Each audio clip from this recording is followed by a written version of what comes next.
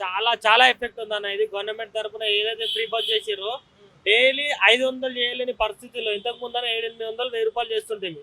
దానికి గ్యాస్కి పోయి మాకు ఆటో కిరాయికి పోయి మాకేం మిగులుతో డైలీ 300-400 కూడా ఇంటికి తీసుకోలేని పరిస్థితులు ఉన్నాం. ఇప్పుడు 2014 కూడా ఆటో రేట్ వచ్చేసి 2 లక్షలు ఉండే, ఇప్పుడు 6 లక్షలు ఉంది.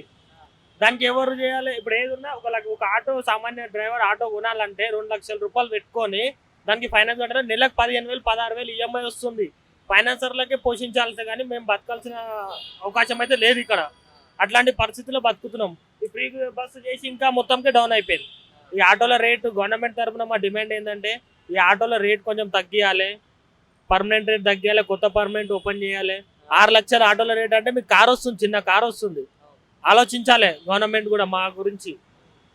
ఏమొస్తుంది చెప్పండి? 6 లక్షలకి చిన్న కార్ వస్తుంది. 6 లక్షలకి 6 లక్షల ఆటో ఉంది అలా సిటీలో. 2 లక్షల రూపాయలు మేము డౌన్ పేమెంట్ కడితే మాకేమో వస్తుంది దాంట్లో చెప్పండి? 2014లో 2 లక్షలు ఉంది ఆటో ప్రైస్, ఇప్పుడు 6 లక్షలు ఉంది. అక్కడికి ఇక్కడికి కంపేర్ చేయండి మీరు, ఎంత పెరిగిందో. ఆటో రేటు పెరిగింది కానీ మా ఇన్కమ్ పెరగలేదు. దానివల్ల మాకు లాస్ కానీ లాభం ఏం లేదు. మీకు వచ్చే ప్యాసింజర్స్ ఎవరు ఉంటారన్న? మోస్ట్లీ లేడీస్ ఉంటారా, జెంట్స్? ఇప్పుడు మెట్రో స్టేషన్ దగ్గర మాక్సిమం ఇక్కడ నుంచి లోకల్లో పోవాలంటే లేడీసే.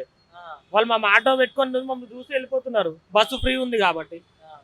ఆ వచ్చే కస్టమర్ వెళ్ళిపోతున్నారు. మాకు ఇప్పుడు డైలీ వైజెస్ వాళ్ళకు ఫ్రీ అంటే వాళ్ళు సేవ్ అవుతుంది, వాళ్ళ 1000-2000 మంత్లీకి.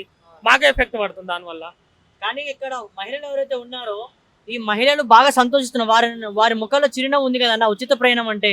కానీ దాని ద్వారా మీకు ఎఫెక్ట్ అంటారా? ఉందండి. ఇప్పుడు గవర్నమెంట్ ఫ్రీ చేస్తున్నారు కాబట్టి వాళ్ళు ఎక్కుతారు కదా, వాళ్ళ తప్పేముంది? ఇప్పుడు ప్రైస్ పెట్టినప్పుడు పేమెంట్ ఇచ్చి వేయరు, ఇప్పుడు ఫ్రీ ఉన్నప్పుడు ఫ్రీలో పోతున్నారు, అంతే కదా.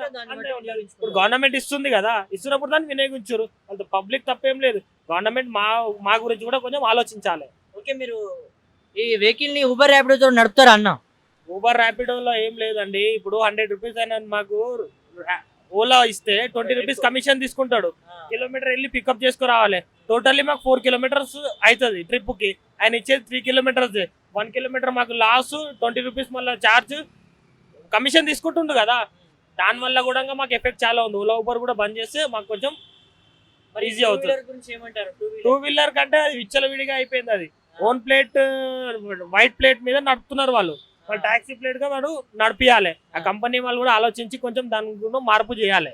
ఇప్పుడు మీరు చూడండి, చాలా మట్టుకు ఇక్కడ అమీర్పేట్, పంజాగుట్ట మెట్రోలో కూడా, అమీర్పేట్లో, పంజాగుట్టలో, ఎస్ఆర్ నగర్ లో ఈ ఏరియాలలో చాలా స్టూడెంట్స్ బైక్ ఎక్కి వెళ్ళిపోతున్నారు. ఓన్ ప్లేటే అది, మీకు టాక్సీ ప్లేట్ లేదు దానికి. టాక్సీ ప్లేట్కే కదా. ఇప్పుడు మేము కూడా ఓన్ ప్లేట్ చేయించుకొని నడపలేము కదా, మాకు పర్మిషన్ ఇయ్యరు. మరి బైక్ ఎందుకు ఇస్తున్నారు మీరు పర్మిషన్? దాని గురించి కూడా కొంచెం ఆలోచించాలి. ఓకే అన్న, థ్యాంక్ యూ. మొత్తానికి ప్రభుత్వానికి మీ ఆటో యూనియన్ నుంచి కానీ మీ ఆటో డ్రైవర్ తరఫు నుంచి కానీ ఏం కోరుకుంటున్నారు? ఏం లేదండి, మా తరఫున కొంచెం ప్రభుత్వం ఆలోచించాలి. మేము మా పరిస్థితి ఇంకా రోడ్డు పైనకి వచ్చింది మొత్తం. ఈ బస్సు ఫ్రీ బస్సు వచ్చేసి ఈ ఓలా ఊబర్ వల్ల ఈ బైక్ ట్యాక్సీ ఇంకా చాలా ఎఫెక్ట్ పడ్డది. దీనికి మీరు ఎల్లో ప్లేట్ గా మార్చి నడుపుకోండి, ప్రాబ్లం ఏం లేదు. ఓన్ ప్లేట్ గా నడుపుతున్నారు. మేము కూడా ట్యాక్సీ ప్లేట్ తీసుకొని నడుపుతున్నాం కదా. 6 లక్షలు మా ఆటో ప్రైస్ ఉంటే వాడు బైక్ తీసుకొని డ్యూటీ చేసుకుంటూ పార్ట్ టైం డైలీ 1000 రూపాయలు సంపాదించుకుంటుండు. మాకంటే బైక్ ట్యాక్సీ వాళ్ళు నయం అయింది ఇప్పుడు పరిస్థితిలో. పోలీసు వాళ్ళు కూడా రోడ్ల మీద ఏడబడితే చల్లని కొడుతున్నారు. దాని గురించి కూడా ఆలోచించాలి.